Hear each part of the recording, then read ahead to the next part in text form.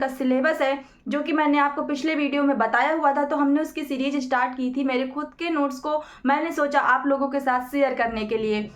उसका एक पार्ट 1 जो था वो कंप्लीट हो चुका है, यूरोपियन कंपनी का भारत में आगमन का, जिसमें किस तरीके से ब्रिटिश आते हैं और हमारे भारत में कब्जा जमा लेते हैं, क्या स्थिति होती है, भारत की क्या स्थिति थी, यूरोप की क्या स्थिति थी, सारी बातें डिस्कस हो चुकी हैं। अगर अभी तक आपने पिछला वीडियो नहीं देखा है तो जाकर जरूर देखिएगा, प्लेलिस्ट में आपको मिल जाएगा भारतीय राष्ट्रीय आंदोलन में। दोस्तों, आज हम उसके आगे की जो भी चैप्टर है वो स्टार्ट करेंगे। सिलेबस मैं पिछले वीडियो में बता चुकी हूँ आप सभी को।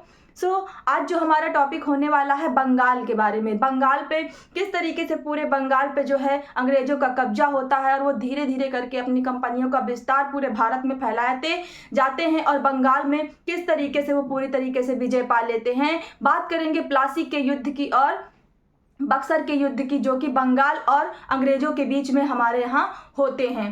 दोस्तों, वीडियो में अंत तक जरूर बने रहिएगा। बहुत ही इंपॉर्टेंट वीडियो है। बिहार शिक्षक भर्ती के जो भी राष्ट्रीय आंदोलन के क्वेश्चन आएंगे, इससे बाहर कहीं नहीं आना। फ्रेंड्स, बंगाल की बात कर लेते हैं। हम एक मैप से समझने की कोशिश करेंगे कि क्या थी स्थिति उस समय बंगाल की। फ्रेंड्स, ये बंगाल का जो हमारा क्षेत्र था यहाँ पे, तो यहाँ की जो कहानी स्टार्ट होती है अंग्रेजों की, उस समय स्थिति क्या होती है। यहाँ पे जो आपका यहाँ कहीं पे दिल्ली है, दिल्ली क्षेत्र है और ये आता है। तो जो दिल्ली होता है यहाँ पे, जैसा कि मैंने बताया हुआ था कि मुगलों के जो है कमजोर शासकों का दौर जो है वो शुरू हो गया था। क्या था? मुगलों के कमजोर शासकों का दौर चल रहा था। वो समय था सन 1717 का। सन 1717 का समय था। पिछले वीडियो में जैसा कि मैंने बताया तो एक बार रिवाइज कर लेते हैं। सन 1717 में जो है अंग्रेजों को वो रियायत मिली थी जिससे उन्होंने पूरी तरीके से भारत पे अपने कदम रख लिए थे। जो रियायत थी, ये ब्रिटिश इतिहास में ब्रिटिशों को मैग्ना कार्टा के रूप में जो है ये साबित हुई थी। मुगलों के जो राजा होते हैं 1717 में वो फर्रुखसियर होते हैं और इधर बंगाल में जो है सन 1717 में जो शासन को संभालते हैं वो होते हैं मुर्शीद खां। इनका नाम याद रखिएगा, मुर्शीद खां।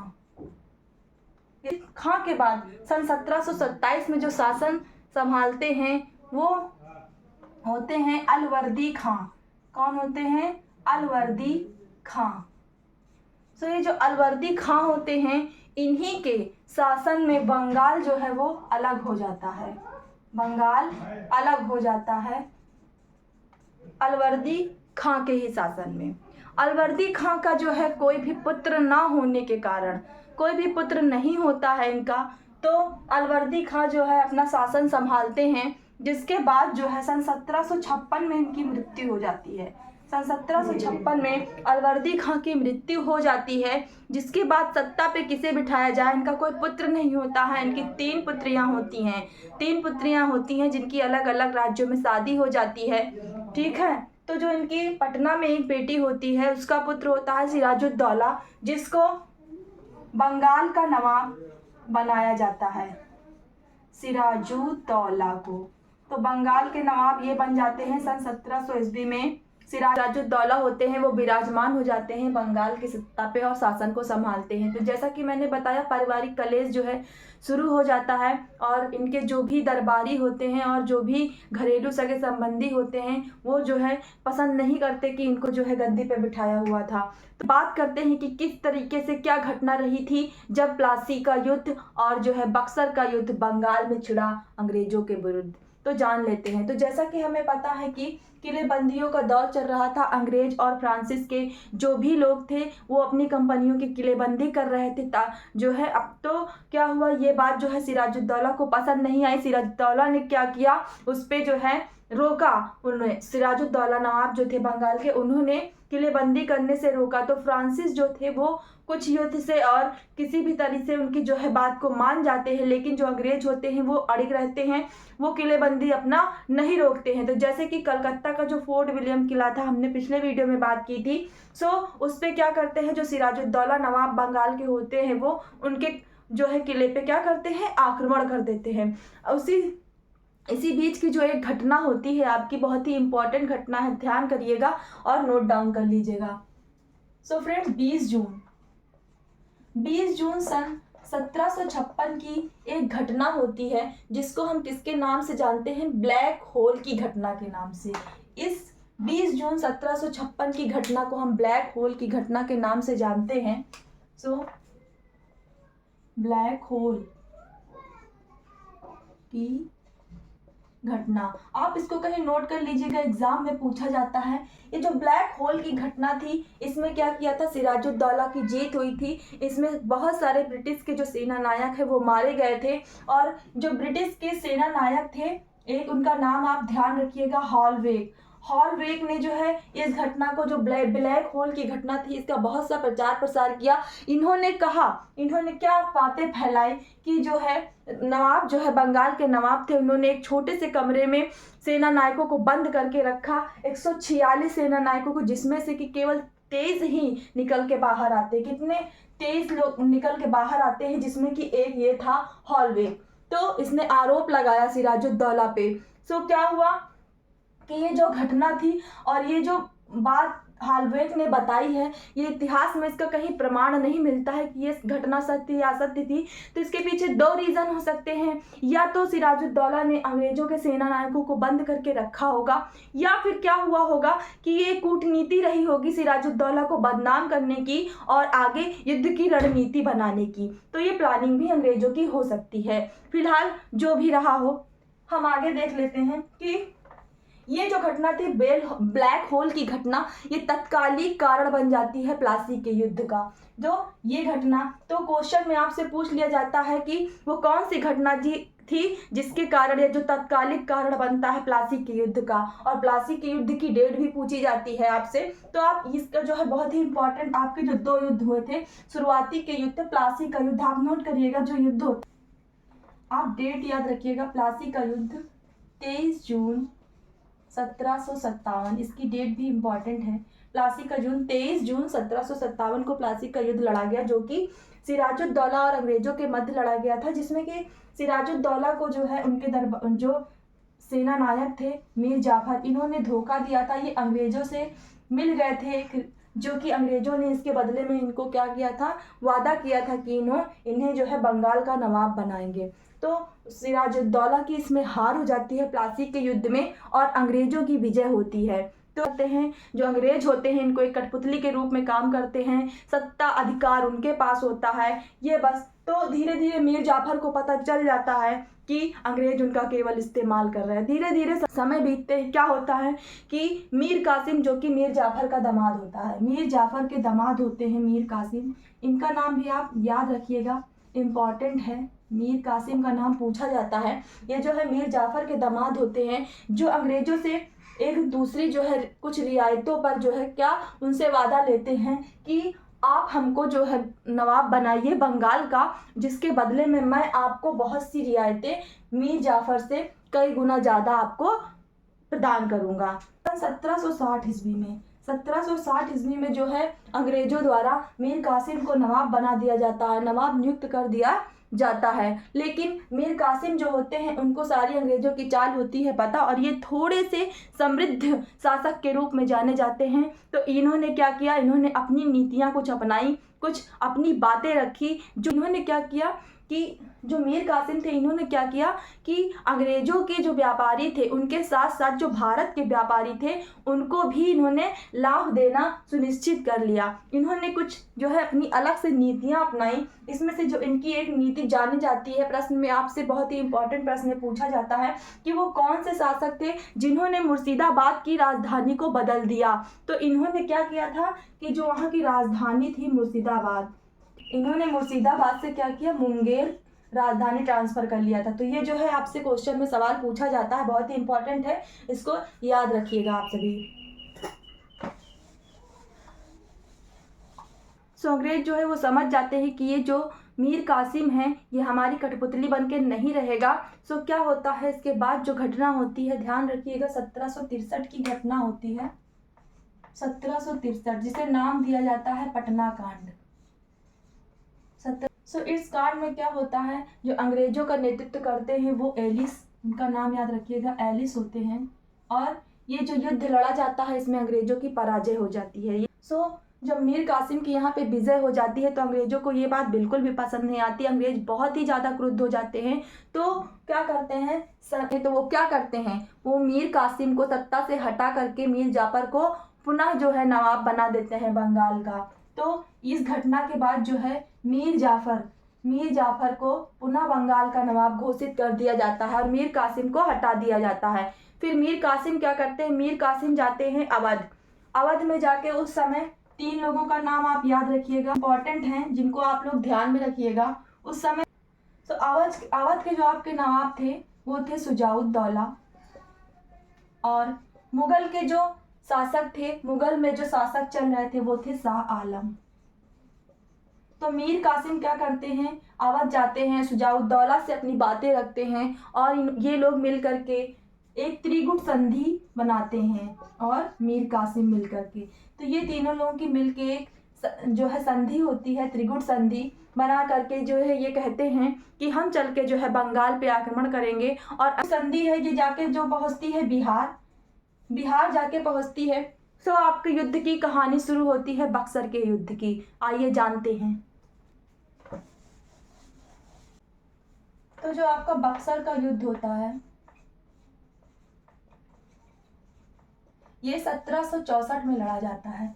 बक्सर का युद्ध बिहार के बक्सर नामक स्थान पे 1764 में होता है, जहाँ पे जो त्रिगुट संधि थी, जहाँ पे मीर कासिम, शाह आलम और आपके शुजाउद्दौला जो कि अवध के नवाब थे, ये लोग मिलकर लड़ते हैं और विरुद्ध में होते हैं अंग्रेज। जहाँ पे क्या होता है, अंग्रेजों की जीत होती है। इनकी जो त्रिगुट संधि थी इनकी पराजय हो जाती है। तो ये जो बक्सर का युद्ध था ये पूरी तरीके से तय कर देता है कि अब अंग्रेज कहीं नहीं जाने वाले। तो बक्सर का जो युद्ध था ये जो है ब्रिटिश के इतिहास में बहुत ही महत्वपूर्ण रखता है अपना स्थान। तो इसने क्या किया, तय कर दिया, युद्ध ने तय कर दिया कि अब अंग्रेज भारत से नहीं जाने वाले, भारत से कहीं नहीं जाने वाले। इस युद्ध ने पूरी तरीके से अंग्रेजों की पकड़ भारत पे और मजबूत कर दी। जो अवध का क्षेत्र था वो भी पूरी तरीके से अंग्रेजों के कब्जे में आ गया। तो धीरे धीरे शुरुआत होने लगी जो अंग्रेजों की का आपकी जो है 3 क्षेत्रों से चल के अवध में भी कब्जा करने की। ये है अंग्रेजों का विस्तार। इस तरीके प्लासी के युद्ध और बक्सर के युद्ध के जिनको आपको क्वेश्चन में पूछा जाएगा, ध्यान रखिएगा। तो जो प्लासी का युद्ध था, प्लासी के युद्ध का नेतृत्व, प्लासी के युद्ध में अंग्रेजों का नेतृत्व कौन करता है? अंग्रेजों का जो नेतृत्व करते हैं वो होते हैं लॉर्ड क्लाइव। अंग्रेजों का नेतृत्व क्लाइव द्वारा किया जाता है। उसके बाद जो बक्सर का आपका युद्ध होता है, बक्सर के युद्ध में जो है अंग्रेजों का नेतृत्व करने वाले होते हैं हेक्टर मुनरो। बक्सर के युद्ध में जो सेना का नेतृत्व करते हैं वो होते हैं हेक्टर मुनरो। इनके नेतृत्व में बक्सर का युद्ध लड़ा जाता है और जीत लिया जाता है। बाद में जो क्लाइव होते हैं उनको ब्रिटिश सरकार जो क्या करती है, भारत का गवर्नर जनरल बना देती है क्लाइव को। दोस्तों यहाँ से हमारा प्लासी के युद्ध और बक्सर का युद्ध की कहानी जो है खत्म होती है। और इन दोनों के युद्ध के परिणाम स्वरूप क्या होता है, इलाहाबाद की एक संधि होती है, इलाहाबाद की संधि।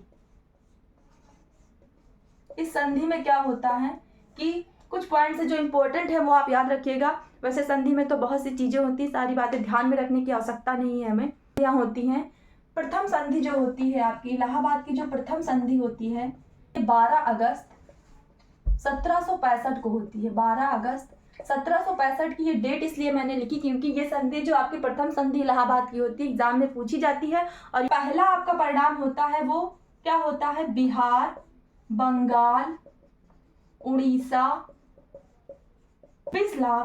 26 लाख रुपए सालाना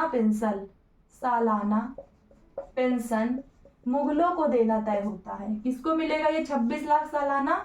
मुगलों को। तो ये जो है आपसे एग्जाम में पूछ लिया जाता है कि इलाहाबाद की संधि में क्या है क्या रियायतें मिली थी या वो क्या संधि थी जिसमें के क्या परिणाम हुए थे। तो आप इसको नोट डाउन कर लीजिएगा, कहीं इंपॉर्टेंट है फ्रेंड्स। जो द्वितीय संधि आपकी होती है, जो द्वितीय आपकी इलाहाबाद की संधि होती है, ये यूपी से होती है, यानी कि अवध से होती है। इसमें क्या होता है, अवध के जो नवाब होते हैं, अवध के नवाब को 50 लाख रुपए का जुर्माना अंग्रेजों को देना होता है, क्योंकि उन्होंने बिना वजह के युद्ध में वो शामिल हुए थे, जिनका उन्हें जुर्माना भरना पड़ता है। तो आप ये अपने माइंड में रखिएगा। सो फ्रेंड्स, आशा करते हैं कि आप सभी को समझ में आया होगा। सो एक बार फिर से रिवीजन कर लेते हैं पूरा डेट का। 17 में जैसा कि बताया गया था कि अंग्रेजों को रियायतें मिली थी, ब्रिटिश का पूरी तरीके से कदम कब रखा गया था, भारत में कदम रखा गया था 1717 में कब्जा जमाया। 1717 से जो है 1740 तक मुर्शीद खां का समय होता है। और इस बीच में जो आपके बंगाल के नवाब होते हैं वो कौन होते हैं, आपके अलवर्दी खां होते हैं। फिर 1756 ईस्वी में जो है अलवर्दी खां की मृत्यु के बाद सिराजुद्दौला को नवाब घोषित किया जाता है, जो कि वहां बंगाल का शासन संभाल रहे होते हैं दोस्तों। फिर 1757 ईस्वी में आपका प्लासी का युद्ध होता है, जिसके परिणाम स्वरूप क्या होता है, सिराजुद्दौला की हार होती है, अंग्रेजों की विजय होती है। और 1764 में आपका क्या होता है, 1764 में बक्सर का युद्ध हो जाता है आपका, जिसमें जो युद्ध यह तय कर देता है कि अंग्रेज अब भारत से कहीं नहीं जाने वाले। अंग्रेज की जो लालसाएं हैं वो अभी भी खत्म नहीं हुई थी। तो 1765 ईस्वी में वो लोग क्या लाए थे, द्वैध शासन लाए थे। द्वैध शासन ये एक ऐसा शासन था जो कि शक्तियां आपस में बांट ली गई थी, जिसमें कि दो शक्तियां थी। जैसे कि जो नवाब थे, बंगाल के जो नवाब थे, उनकी शक्तियां अलग थी और अंग्रेज की शक्तियां अलग थी। तो यहाँ अंग्रेजों ने क्या किया था, जो भी पैसे के मामले का लेन देन था, कर लेना, चुंगी लेना, बहुत से जो तरीके से वो लगान वसूल करते थे, हर चीज़ जो वसूल करते थे वो काम आप में क्या लिया, अंग्रेजों ने ले लिया। और जो नवाब को काम दिया वो था जैसे सड़कें बनवाना, ठीक है, कोई भी व्यवस्था है, को किले बनवाना, सारी जिम्मेदारी किसको दे दी, नवाब की दे दी। तो इस तरीके से ये जो है द्वैध शासन अपना अंग्रेज चलाने लगे। फिर क्या होता है, ये एक डेट याद रखिएगा, 1772 की डेट आते हैं वारेन हेस्टिंग। ये क्या करते हैं कि ये जो अंग्रेजों का द्वैध शासन था इसको हटा देते हैं। सो फ्रेंड्स, हमने आज जो है जान लिया कि बंगाल किस तरीके से अलग हुआ, बंगाल में कौन कौन से युद्ध हुए, सारी जानकारी आपको समझ में आ गई होगी आशा करती हूँ। और मैंने रिवीजन भी आप सभी का कर दिया। तो जो भी बंगाल से रिलेटेड आपका जो है टॉपिक था, बंगाल विजय, ये आज आपका खत्म होता है। सो फ्रेंड्स, आशा करती हूँ कि आप सभी को पसंद आया होगा वीडियो। जब एग्जाम में पेपर पूछा जाएगा तो बिल्कुल आपको लगेगा कि हाँ बिल्कुल डेट ऐसे ही डेट टू डेट क्वेश्चन आएंगे। सो इसका मैं वादा करती हूँ आप सभी को एक स्टोरी माइंड में सेटअप हो गई होगी। मिलते हैं इसी तरीके के आपसे नेक्स्ट वीडियो में। आप ऐसे ही हंसते रहिए, मुस्कुराते रहिए, पॉजिटिव रहिए और पढ़ते रहिए। तब तक के लिए बाय बाय दोस्तों।